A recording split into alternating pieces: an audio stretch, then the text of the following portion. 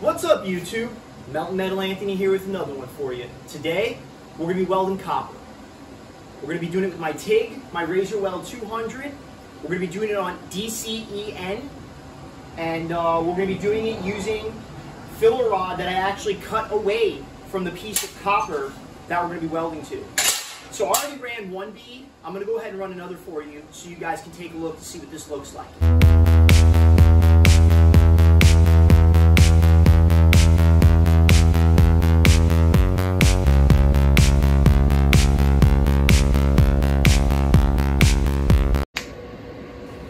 So I threw the TIG settings up on the screen just so you guys could get a visual on that. Pause the video if you need to, just in case you're looking to TIG weld copper, especially something this thick.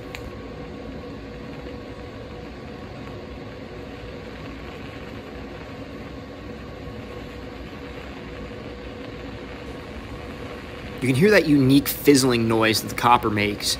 I've never really heard that with any other metal, so I thought that was something interesting. Using the material itself as a filler rod worked out quite well. All I did was cut a strip off of the plate with my bandsaw.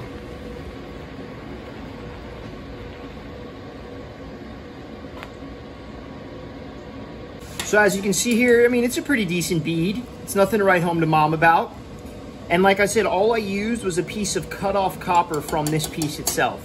So that way I knew I was welding with similar materials.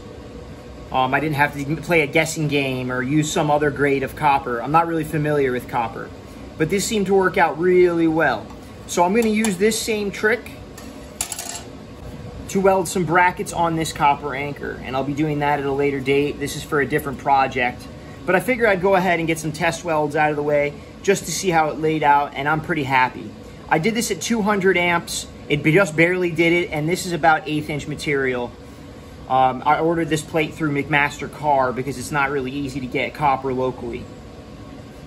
Alright, YouTube, if you enjoyed this video, throw it a like, give me a comment, subscribe to the video. How many people out there welding copper for you? Come on now, pulling all the tricks out of the bag for you. Anyway, thank you for watching, thank you for supporting me. I'm going to keep trying to pump content out and trying to help you guys out, especially you guys that are getting new into the business. I actually had a friend of mine visit me today, and he explained to me how much of those videos were helping him. So I'm going to try to get back on it.